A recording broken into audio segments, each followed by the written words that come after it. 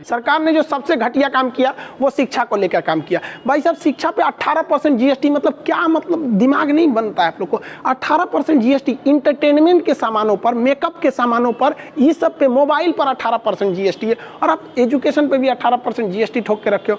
और क्या सोच के पिछली साल के बजट में 99,000 करोड़ शिक्षा को दिया गया। हम लोग सोचे थे कि भैया इस बार शिक्षा को और ज़्यादा बढ़ावा दिया जाएगा, तो इस बार और घटा के 93,000 करोड़ कर दिया गया। ये तो कहीं से जस्टिफाई नहीं है। क्या आपको लगता है कि इस दौरान में शिक्षा का बजट काटना चाहिए? हद है भाई साहब। हालांकि सरकार ने 100 नए सैनिक स्कूल खोलने की बात कही है, लेकिन इतना कम बजट देना, वो भी भारत जैसे अल्प शिक्षित जगह को, जिसमें हम लोग कहते हैं कि सबको शिक्षा होना है, विश्व गुरु बनना है, तो भैया पैसा काट देंगे तो कहाँ से विश्व गुरु हो जाएंगे हम लोग व्हाट्सएप पे। सरकार ने पिछले साल कुंभ के लिए 2200 करोड़ रुपए दिए थे, और इस बार दिल्ली सरकार को 325 करोड़ रुपए दिए। दिल्ली सरकार का दिमाग ही काम नहीं कर रहा है। और बांटिए, आप फ्री बांटिए। भाई मोदी जी को 325 करोड़ में देखिए क्या मिलने वाला है। तो भाई साहब ये तो गलत है भाई। दिल्ली को इतना कम पैसे नहीं देने चाहिए। दिल्ली बहुत बड़ा है, हम सबका दिल्ली है, मतलब ऐसा नहीं पूरा देश का, हम सबका पूरा देश है, बट दिल्ली एक ऐसा जगह नहीं जहाँ सबको काम आते हैं। आप दिल्ली ऐसे देखेंगे वहाँ हर जगह के लोग आएंगे, हर जगह वहाँ इंफ्रास्ट्रक्चर रहना जरूरी है। 325 करोड़ में क्या होगा? एगो पुल नहीं बनेगा बढ़िया से 325 करोड़ में। इसका अब दिल्ली सरकार क्या करे? केंद्र सरकार के आगे तो कुछ नहीं कर सकती। एगो स्टेट भी तो नहीं हो, तो यूनियन टेरिटरी है। चलिए आगे अब देखते हैं तो किसानों के लिए क्या हुआ। किसानों के लिए कुछ खास नहीं हुआ है, बस वैसे ऊपर ऊपर के वादे किए गए हैं कि हम MSP के ये करेंगे, कुछ खास होने वाला नहीं है। किसानों के लिए कितना हो सकता है आप बस अंदाजा लगाइए इस बार से, कि आप गन्ने का जो एक जूस पीते हैं ना, गन्ने का 10-5 रुपए का मिलता होगा, लेकिन सरकार किसानों को गन्ना कितने रुपए में खरीदती है पता है? 3.5 रुपया प्रति केजी। ये रेट है भारत में गन्ना का। उसके बाद सुनिए, क्वेश्चन पूछता है कि खेत में सबसे ज्यादा समय तक कौन फसल रहती है, तो गन्ना रहता है। 10 महीने तक फसल रहती है। उसके बाद जब वो गन्ना काटता है ना ये किसान, और उसके बाद जब बेचता है, तो बिकने के बाद इन लोग को तुरंत पैसा नहीं मिलता है, 4-5 महीना बाद पैसा आता है चीनी मिल से। वो भी सोचिए यार क्या हाल हो गया है कि 3.5 रुपया किलो।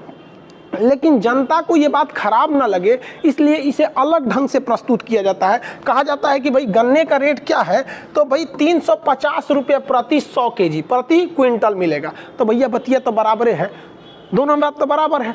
350 रुपया का मतलब कितना रुपये किलो हो गया? 3.5 रुपये किलो हो गया। अभी भाई किसान ये आंदोलन करके 3.5 रुपया लाए हैं। पहले 3 रुपया 30 पैसा बिकता था। 2018 में किसानों ने बहुत बड़ा आंदोलन किया था पश्चिमी उत्तर प्रदेश का, तो इसे बढ़ाकर 3 रुपया 20 पैसे से बढ़ाकर 3 रुपया 50 पैसा किया गया है। और किसान सब क्या गलत, आप अपनी दुनिया, भाई 3.5 रुपया किलो गन्ना, मतलब आपको लगता है बेचारा किसान 10 महीने खेत में लगाया है, क्या उसको बचेगा? डिफेंस सेक्टर में सरकार ने 4,80,000 करोड़ दिया। हालांकि इसका एक बहुत बड़ा अमाउंट जो है वो पेंशन और सैलरी देने में खत्म हो जाता है। 50% ही शुद्ध रूप से सेना को बच पाता है। हालांकि सरकार ने अलग से मॉडर्नाइजेशन के लिए बजट बनाए हैं, लेकिन फिर भी जब हमें चीन को देखते हैं तो ये बजट बहुत ही बौना साबित हो जाता है। लेकिन फिर भी हमें सब कुछ देख के चलता है। पाकिस्तान के हिसाब से बजट सही है, बट चाइना की कंपेरिजन में बजट सही नहीं है। लेकिन फिर भी हमें और थोड़ा कर सकते थे डिफेंस के सेक्टर में, लेकिन कोविड-19 की वजह से अर्थव्यवस्था गिरी हुई थी।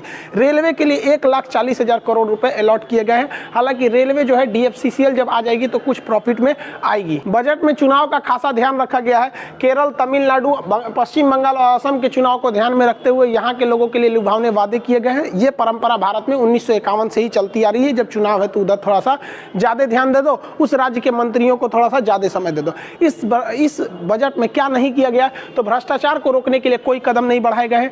ट्रस्ट के टैक्स के अगर परसेंटेज घटा दिए गए रहते तो लोग ज्यादा से ज्यादा टैक्स दे देते। हमेशा यही देखा गया है कि टैक्स अगर कम रहता है तो लोग आराम से टैक्स देते हैं, चलो इतना जाओ। सरकार को अगर लगता है कि नहीं हम किसी से इनकम टैक्स 30%, 40% वसूल लेंगे, तो भाई साहब आप अगर होशियार है ना, तो हिंदुस्तान में एक से एक CA बैठे हैं, सब एक से एक कारपोरेट वकील बैठे हैं, सब 25 ठो दिमाग देते हैं कि सर ऐसे कर लीजिए, ऐसे कर लीजिए, ऐसे ऐसे टैक्स बचता है। आप सरकार को भी पता होगा, तो कोशिश करना चाहिए यहाँ पर। हालांकि सरकार ने टैक्स के स्लैब में चेंजिंग नहीं किया, हालांकि ये बहुत अच्छा चीज है। हर साल टैक्स के स्लैब में चेंज हो जाता था, जिस वजह से लोगों को दिमाग हायर मतलब परेशान हो जाता था इस साल का टैक्स स्लैब क्या चीज है। देखिए इस बार एक और चीज है, सरकार को कोशिश करना चाहिए कि जो नई कंपनी आई हैं वो रजिस्ट्रेशन करा ले। रजिस्ट्रेशन अगर कंपनी कराती है तो सरकार को उन्हें कुछ छूट देना चाहिए ताकि वो लोग रजिस्ट्रेशन करा ले। अगर रजिस्ट्रेशन करा लेगी तो वो टैक्स देगी, अगर रजिस्टर्ड ही नहीं है तो टैक्स देने का सवाल ही नहीं पैदा होता है। ये बजट जो था वो देश के लिए था और अच्छा भी है। ये सब लोग जानते हैं कि सरकार जब चुनाव जीत के आती है तो शुरुआत के 3 साल काफ़ी हार्ड डिसीजन लेती है, और 3 साल के बाद जो चौथा 5वां साल होता है उसमें जो बजट लाया जाता है वो लोगों के लिए लाया जाता है। तो एक्चुअली ये बजट देश को ध्यान